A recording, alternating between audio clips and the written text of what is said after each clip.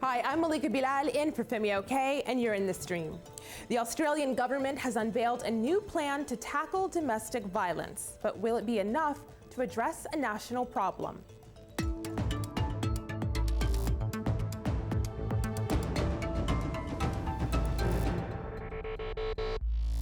Our digital producer, my co-host, Omar Badar, is looking out for all of your live conversation. I know that there are lots of hashtags surrounding this. What are you finding online? That's right. We're seeing a lot of backlash from an Australian columnist, Miranda Devine, who basically wrote a column saying that domestic violence is really a poor people problem.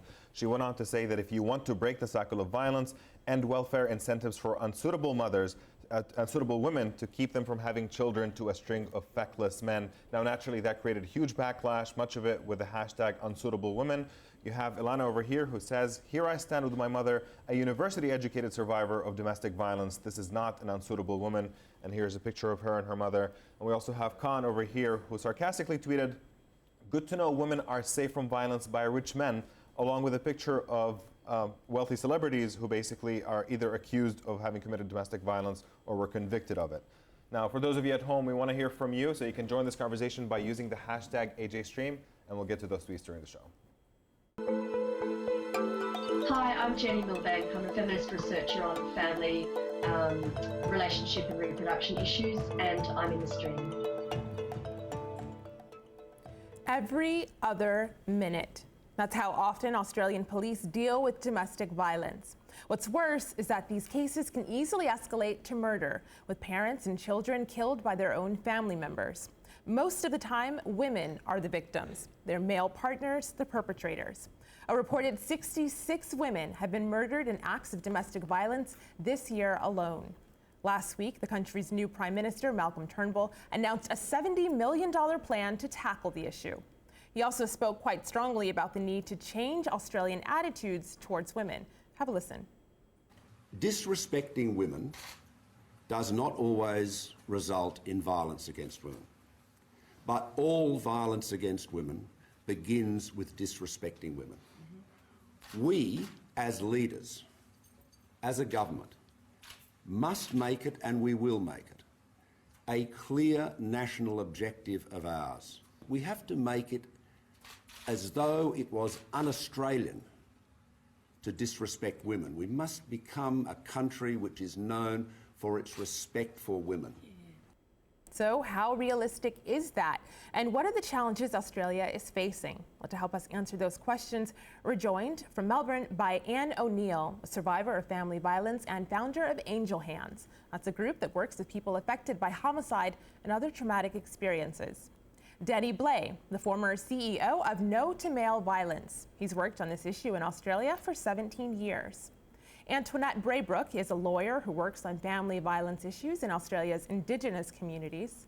And in Brisbane, Amy Compton-Keane is the director of the Domestic Violence Prevention Centre in the Gold Coast. Welcome everyone to the stream. Now, Anne, I want to start with you and thank you in advance for coming on to share your story. Can you tell us what happened in 1994? 1994 was a year that defined my life. Is a turning point. Leading up to that, I'd had 18 months of separation from my husband, the father of our two children, and it was a period during which he'd stalked me, harassed me, assaulted me in front of the children, and nobody really wanted to help. They said it wasn't severe enough, and he was just adjusting to the separation and he'd get over it. And that was until he came into a home, killed our children, attempted to kill me and committed suicide, all in front of me. And suddenly it became the worst event in West Australian sort of history in a long while. So it went from being not good enough, for any service intervention to being one of the worst cases. I know how difficult it must be to have to relive that for us, but how did you cope going through that and the lead up to that? What was the dynamic like for you?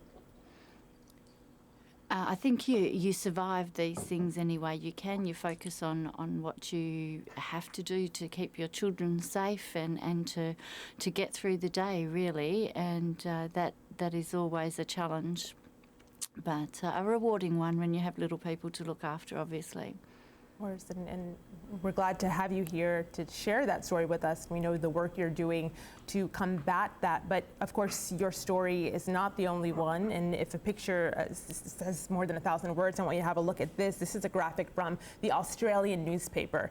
It's a compilation of women's faces, also their names, and this is information from the Counting Dead Women Project, which has been using social media to compile those who've been killed this year and commemorate them, really.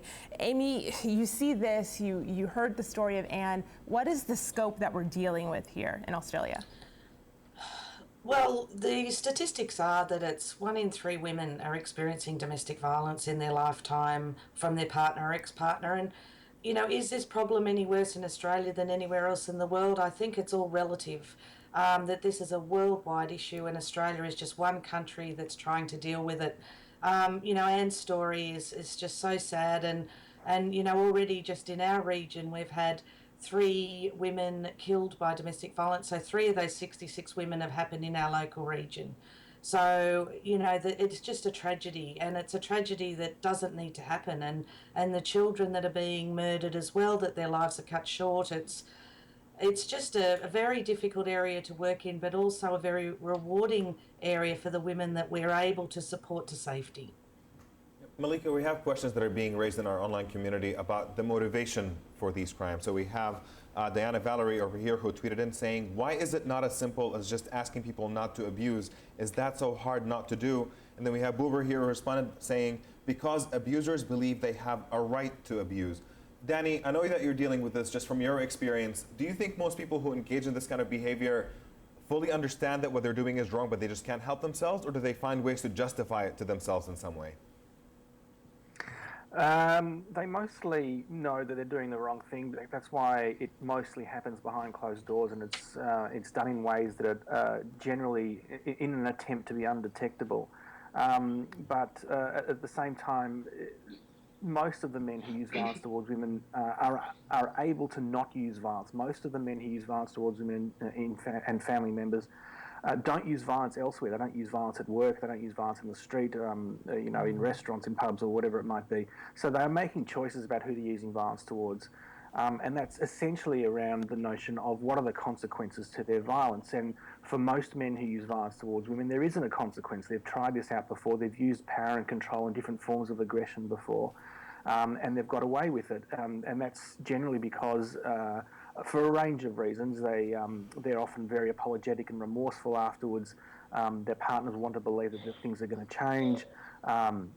That for much of the time, they're not this out-of-control, violent and aggressive monster that's often portrayed in the media, but they're often really nice and sociable and integrated and engaged kind of guys. But once in a while, it's this use of behaviour that causes the damage. But certainly men generally know how to not use violence, and they do so. When they do so, it's done without detection.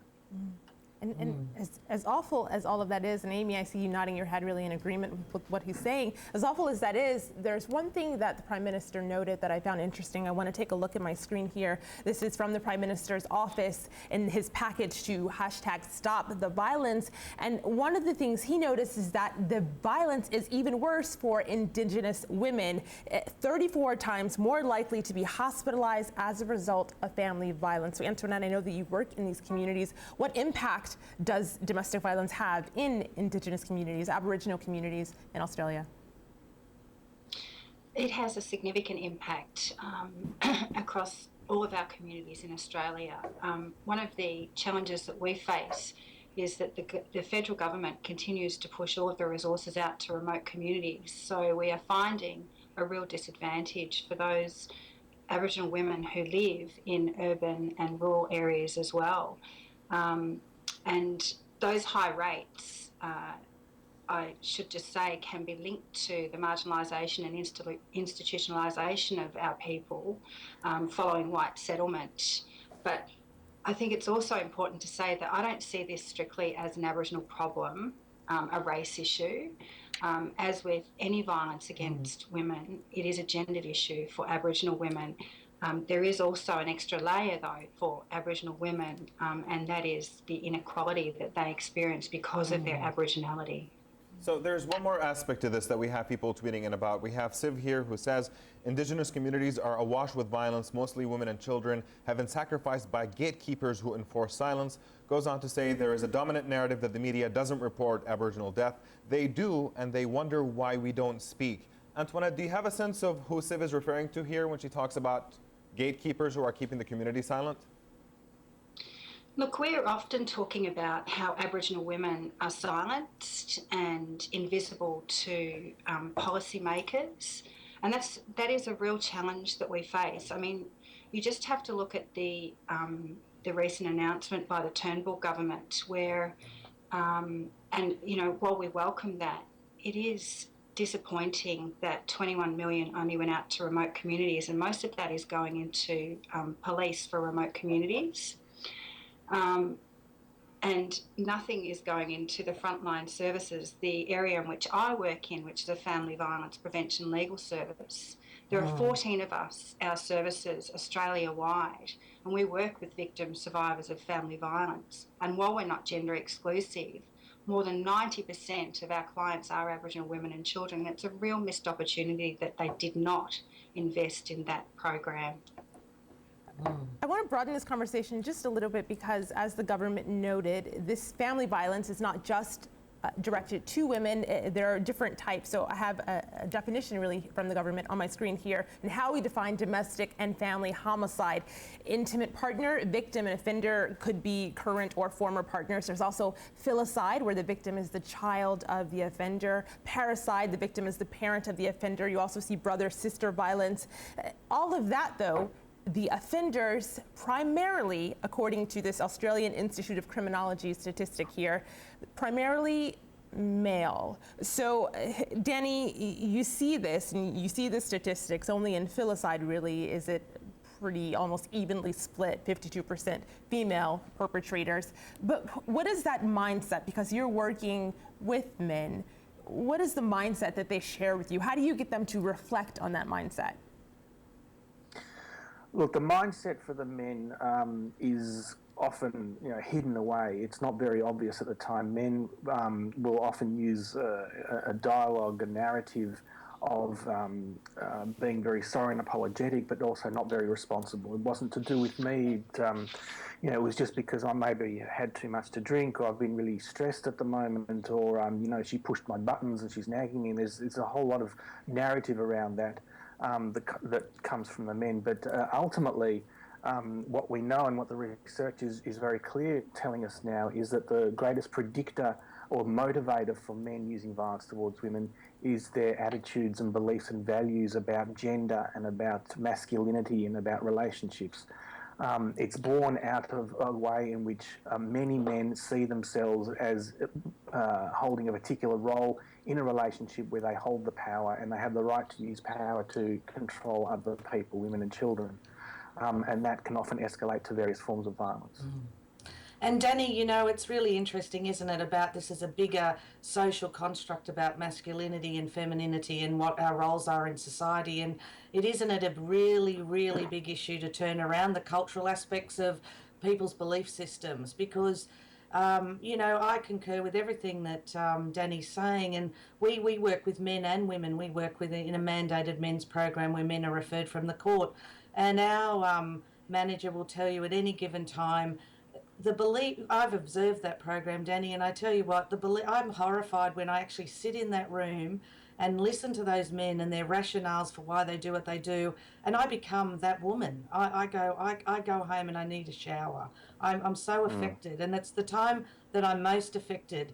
And one of my experiences as a director of a service is knowing that men don't take that responsibility very minimally, if ever. And I mean, the success rates of our programs cannot be measured by whether or not he's changed, because we probably need long-term work with those men, like up to 2 years, to actually change some of their thinking, thus their behaviour. So in the meantime, we've got women at risk, whether they're in programs, not in programs, and the fundamentals of our men's program is to actually, how do we keep women safe? Then and how do we keep women and children safe? Well, what struck me and what you just said was you can't measure that success rate by did he change. So then how then do you measure success?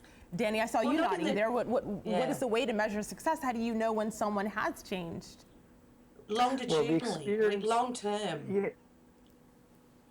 Yeah, the experience and the evidence tells us quite clearly that the best way to measure success or measure change in this kind of environment is working closely with the partners and former partners of the man.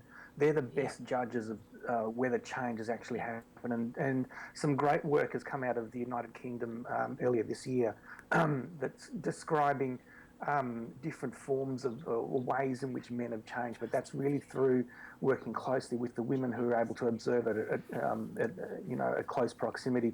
Men are very good at describing how terrific they are in men's behaviour change programs and other kinds of therapeutic programs. I've experienced many men who've been in a program for 3 or 4 weeks and breeze into the group one night and say how lovely things are at home, but in having conversations with their partners or former partners, we get a very different kind of picture on what's going on. And that's born out of men really not wanting to be exposed. They know it's wrong. They're feeling shamed about it. They want everything to go away and life to go back to the way it was. And they don't want to talk about it. They don't want to acknowledge what's going on and certainly not take responsibility. So we need to be working very, very closely with women. Malika, I want to show you something interesting here on my computer. It's the official announcement from the Prime Minister about the package to basically combat domestic violence. But what's interesting about it is the comments that were posted on it immediately.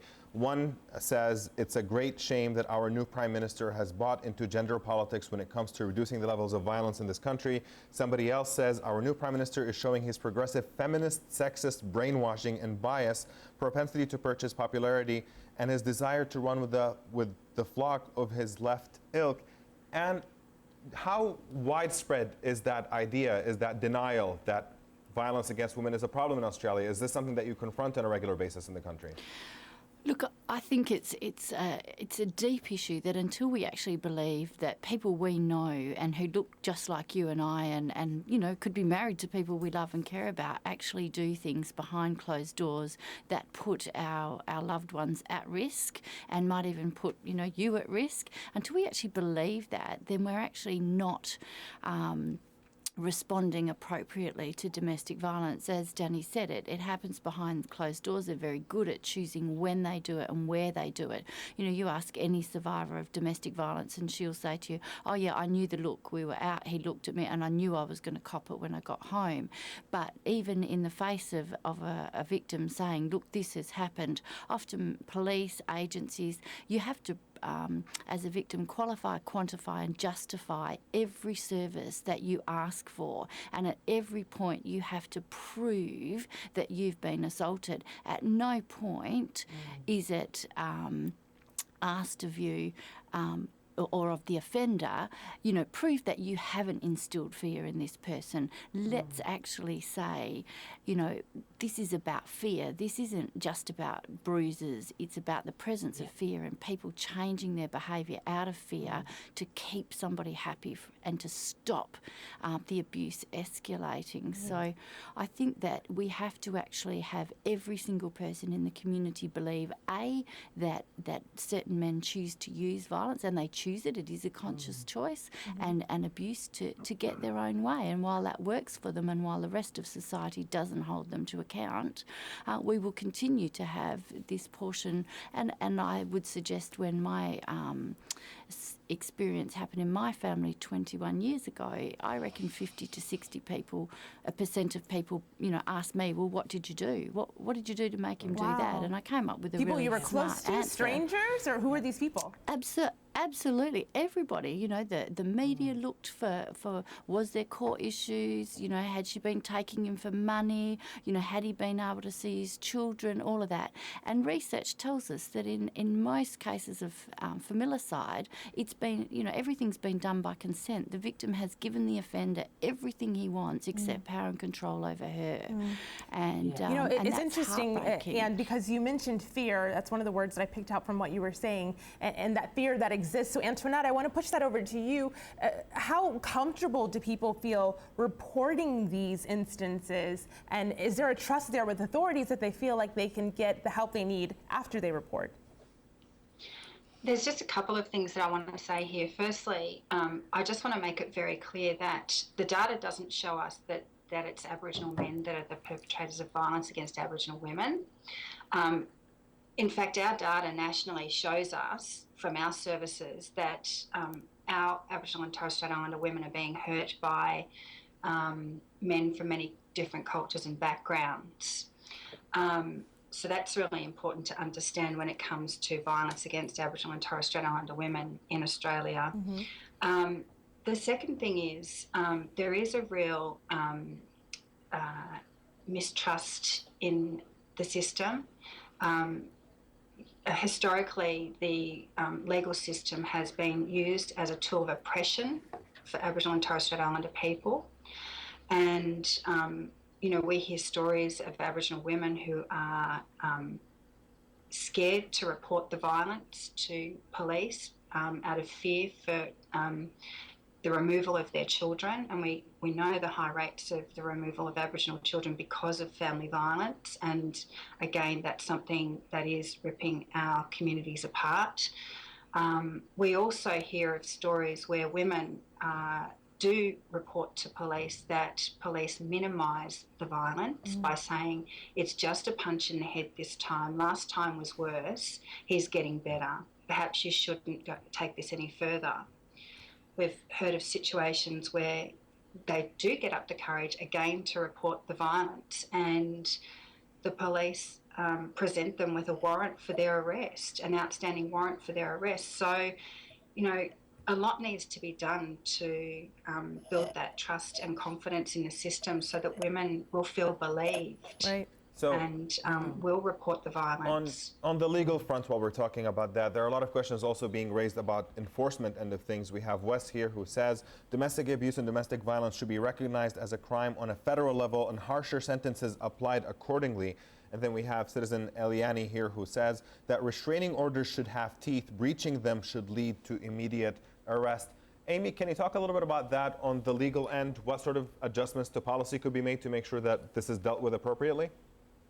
Look, certainly, and I guess I want to pick up on a point that Anne made about, the deliberate nature of this, and we do have some cultural things we need to change, but you're right, on the legal front, some of our challenges, certainly in Queensland, and I must say that we've just had a recent task force report tabled to Parliament, led by our former Governor-General, Quentin Bryce, and it's probably one of the first most practical task force reports I've seen on DV that's given us a range of tools to look at the way we address this issue practically in our state. And one of them is some amendments to the way that the criminal justice system deals with this, because a standard approach by most magistrates that when someone breaches an order is a fine, and who do you think ends up paying the fine? If they're still together, probably the woman or the family, comes out of the family budget. But the sanctions that we need to impose on perpetrators is really a fundamental to changing cultural attitudes, because we think about in Australia, we never used to wear seatbelts when we drove cars like many countries. Mm-hmm. And we always use this analogy about, why do you wear a seatbelt? Oh, I might get a fine. Oh, by the way, it keeps me safe. And I think that's a great analogy about how we can say to the community that this is unacceptable and this is the consequences for your behaviour, and we won't tolerate it. And I think you're right about women not being believed. And one of the advantages and one of the things that comes out of our task force is we've been very fortunate that the Bryce report really honoured the work we're doing on the Gold Coast, where we have an integrated response. And one of the things Amy, we do I'm going to pause you there about the integrated Sure. response, because we'll get into more on where you see this actually working, where in Australia, No and if problem. there are models that you believe people should look to for how to deal with this and how to tackle this. Unfortunately, that's all the time we have in our main show. But don't worry, we're taking you to the post show. All of our guests, I'd like to thank you for joining this conversation. There's more where that came from, whether or not this will work, this announcement from the Australian government. You can join us at stream.aljazeera.com to find out what our guests think.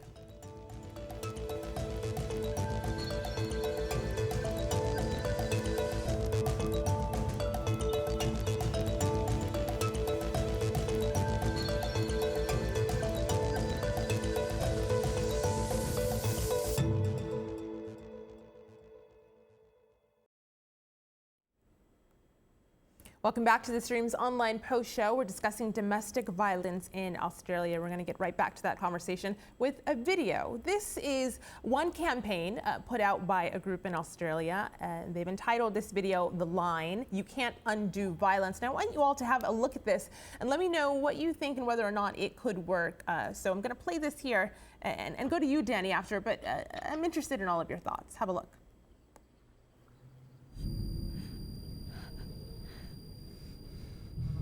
Tried to hide it.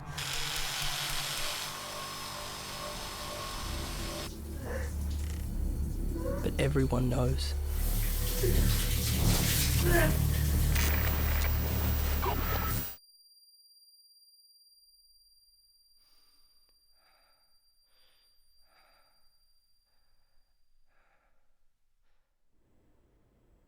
You see that, and it's powerful. She did this, so I hit her. So they have recommendations on their website, theline.org.au, on types of violence and where that line is and what to know when it is crossed. There's an example here. I sent naked photos of her to everyone after a breakup. There are other examples of early signs of violence in a relationship. Danny, do you think campaigns like this work, and do you believe that people know where that line is? Because, of course, it differs in different cases, but at the end of the day, the line is a pretty clear thing. Look, I think overall, most campaigns I don't really think work. I think it's a very tricky area of work to create social media and social marketing campaigns to engage men in particular, mostly because most men look at those campaigns and say, well, that's not me. I don't do that stuff. That must be some other kind of crazy guy over there, so I'm not going to worry about it. One of the default positions of those kind of marketing campaigns is to show men who are using extreme forms of violence that makes them look like they're completely out of control and they're monsters, and that's not the way it works. And the research around kind of those social marketing campaigns is that unless we're truly engaging men to be self-reflective and not thinking about other people over there, then it's a missed opportunity. And so, Amy, I see you nodding your head. Then, if campaigns like this won't work, will the government's plan work? I have on my screen here, this is the $100 million plan, and it's multifaceted. $59 million for practical and immediate action, $36 million for support, $5 million for breaking that cycle. These are words that sound really good on paper. You're shaking your head. Oh, look, absolutely. And I think I pick up on Antoinette's point about, you know, frontline services like ourselves and Aboriginal Torres Strait Islander services, we're so underfunded. We are at capacity now with an issue that's increasing in its severity and its complexity. And I think often we see wanting simple solutions to a complex problem, and it needs to be addressed at every single level. And including support, because I mean, imagine if you fund a national line for women to ring in, where do you think they go? They go to us, and we don't have we're running out of capacity to actually meet the needs of every woman. So I'd also want to add, Amy, that this is not a $100 million plan. This is $100 million being thrown at a system, or the lack of a system that's broken and that severely needs to be rebuilt from the ground up. There are so many gaps in the system. It's one thing to be throwing some money at legal support in hospitals, which sounds kind of nice, but that doesn't make up the funding that's been slashed from community legal centres who already can't cope with the work needed to support women who've experienced violence. It's lovely to have campaigns and phone lines, but as you said, where are these people going? That the demand for service is through the roof and only growing. So we have people also that are suggesting. If I might say, So all of our guests who want to jump in now, I just want to bring in our community here, and I hear all of you, Antoinette and Anne. I know that Omar has got a lot of actually interesting perspectives from people that slightly differ, so I want to bring some of that in. That's right, and we have people who are talking about one possible solution being early programs. We have Arcus over here who says, start early anti-violence programs in primary schools, teaching respect for girls and each other, stop bullying, even in minor form. And we also found this tweet online, make the link, where they're suggesting basically that all violence links to each other. You have a pyramid. At the top there is murder, below that is sexual assault, threats, and then the very base of all that is sexist jokes. And I want to throw this in your direction. a lot of people say that, people in middle school making sexist jokes or, picking on each other, that this is just normal kid behavior. Do you think there is a link from early behavior at that level to people who might one day turn and become violent in the future? Absolutely, there is, and we need to proportionally fund prevention, intervention, and postvention.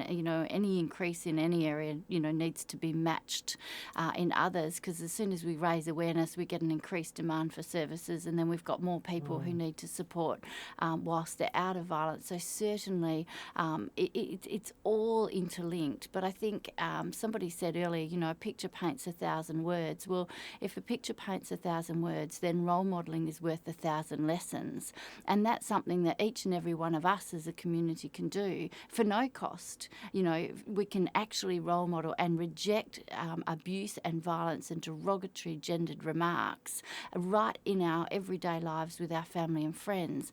And I think the second thing we can do, and I absolutely agree, $100 million is not going to fix this problem in any country. It is a big issue, it's deep. But we can say, what, the government's got so much pie, let's give them some more. Let's not arc up about every tax. How would it be if we all said, rightio, let's donate, let's get behind. At Angel Hands, we have no funding from the government other than for limited programs. We have the community that are increasingly becoming aware of this.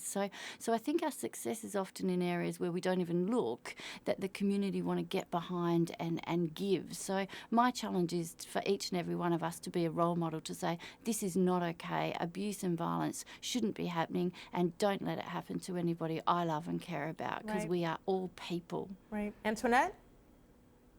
You're nodding your head. Look, I think it is important to start early, but the situation is, we've got many women and children now living in really unsafe situations, so there has to be a response there for them, and that's the kind of work that our legal services do. But unfortunately, we were subject to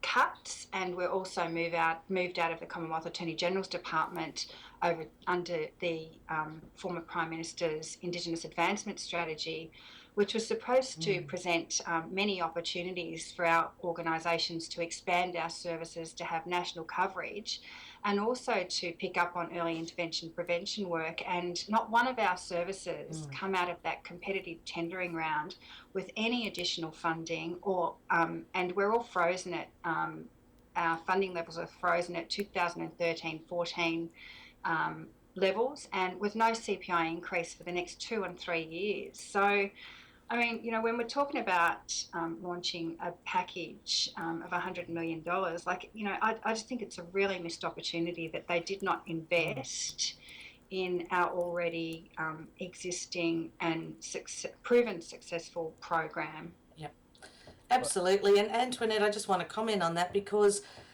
what we know, that programs get defunded all the time, but if we build the practice, it doesn't get funded. It's always there. And what we need to invest in is really, really good proven evidence-based domestic violence practice that can be developed over time, and all the learnings don't get lost every time a program gets defunded.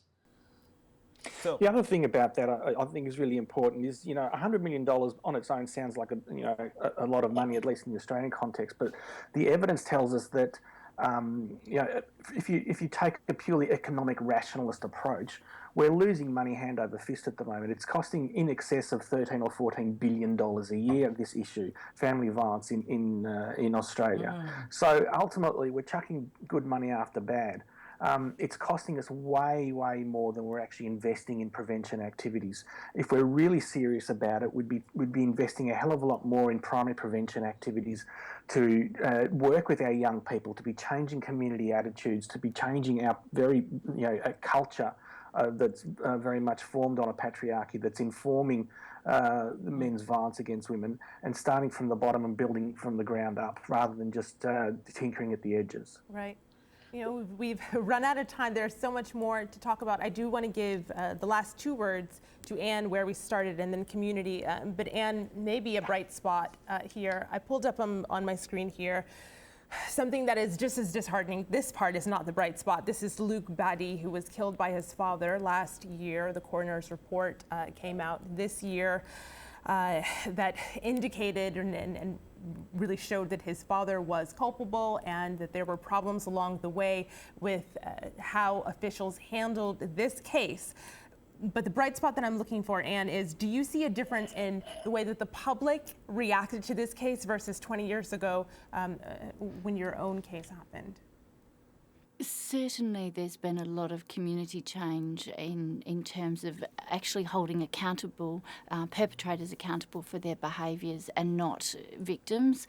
The other, big highlight that I've seen is increasingly we're trying to, remove accused persons or perpetrators from the home and keeping women and children in their homes as opposed to removing them, of course, when it's safe to do so. So I think attitudinally we've actually started placing responsibility firmly or much more firmly on offenders, absolutely. Definitely. And of course, for me, change is a process, it's not an event. So, I think everyone's efforts are going towards making it a safer space for so many people, and we don't get to see our successes. And thank you again for sharing your story, Anne O'Neill. Thank you also to Amy Compton-Keene, Danny Blay, and Antoinette Braybrook. As promised, Omar, the last word to community. I'll close with a couple of thoughts. Adrienne here has misgivings about the call for harsher punishments, saying call for greater punishment of domestic violence, assumes that incarceration will change the attitudes that led to that incident, and she's not sure that's necessarily true. But I'll close with this thought from Annabelle, who says, the issue requires focus and long-term commitment by governments, but top-down managerialist approach is not the only solution. Communities can also respond. Thank you for that. And of course, this conversation will continue online, #AJStream.